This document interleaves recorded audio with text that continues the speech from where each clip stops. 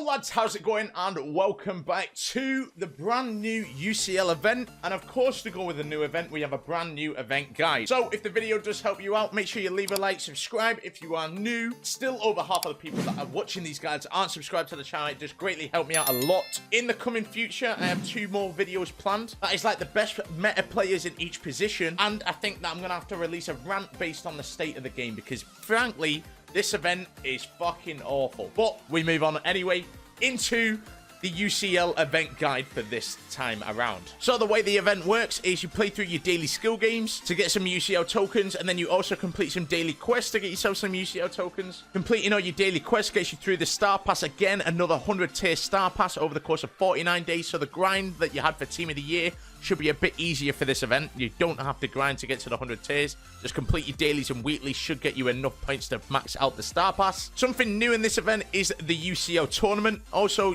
all you have to do is claim which group you want to enter in. I went with Group C because it seemed to be some of the easier teams. So all you have to do is win 6 of the 8 games, which will progress you into the round of 16. Basically, this will unlock on the 2nd day of the event, and then the quarterfinals will unlock on the 3rd day of the event. Semi-final, 4th day of the event, final on the 5th day of the event. And this refreshes every single week. So the max that you can end up getting is 320 points from completing all the games. After you win 6 of these group stage games, it'll basically let you count. You can't win all 8. And then also every single week we'll have multiple challenge modes. Each week we'll start getting entry conditions. This week there's no entry conditions. Week 2 we'll have 1 player. Week 3 we'll have 2 players. Week 4 we'll have 3 players, etc, etc.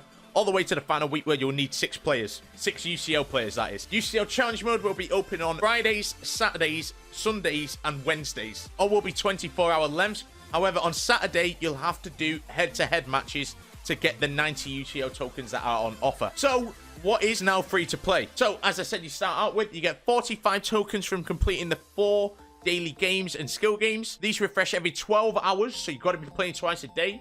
That's 90 a day.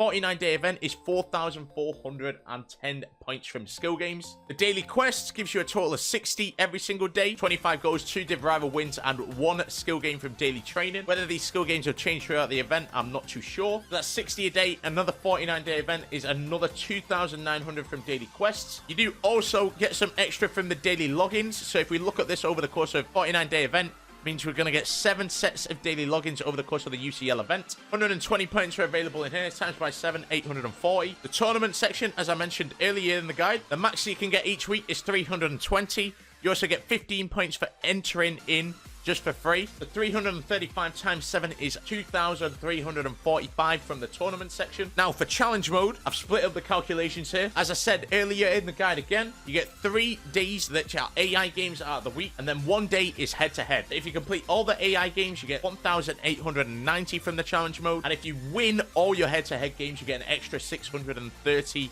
UCL tokens. So you might end up losing earlier, which means you won't get the max 630, but it doesn't really affect the calculations too much, so don't worry about the challenge mode head-to-head section because it doesn't really affect what you can get free to play. If you complete the star pass, you get another 2,360 points in here, bringing the total to 15,415 UCL tokens. What you do with these UCL tokens is you do these trade-ins. The one on the left-hand side gives you more coins. The one in the middle gives you more players, even though the probabilities are still really low for the middle ones, especially at getting base elite players.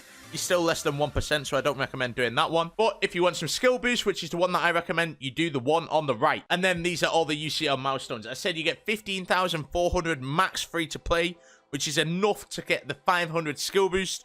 You will not be able to get Robbie Keane, and then the Maldini, you need another 18,000 tokens. So yeah, good luck on that one. So after you've traded the mint, you'll get double the amount of tokens, because if you trade in 30 UCL points, you get 60 guaranteed group points in return. So that gives you 30,830 points in there, and then you also get 12,500 in the star pass, which is a max of 43,000, which is enough to claim you 2 93 players. If you buy the star pass, you can get yourself 4 93 players. Basically, the way to claim a 93 is you'll need to focus on some of the group-specific players. So if you want to claim the 93 Mahrez, for example, you'll have to do this 84+ player pack a total of 6 times in order to get a 93. The max amount of times that you can do this is 14 over the course of the event. So you could focus on getting a 93 Mahrez. However, you cannot go back to Group A and then claim a Navas. You can only claim 1 player from each section.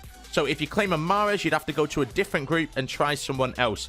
There is going to be another set of players in groups E to H in the next 7 days. So if you don't fancy the look of any of these 93 rated players, then you can hold on to next week. The way to see what players are coming out in groups E to H, you go to the Champions League section in the market and then find all the players that you don't recognize in the event in here. So one of them is Bruno Fernandes, and pretty much so over the course of the next week, Bruno Fernandes will increase in price because he is in the group E to H section. So to summarize what is free to play, you get 2 93 rated players from the groups A to D or E to H. You got to choose 2 groups that you end up claiming them from. UCL tournaments should be pretty easy. You win 6 of the 8 games in the group stage.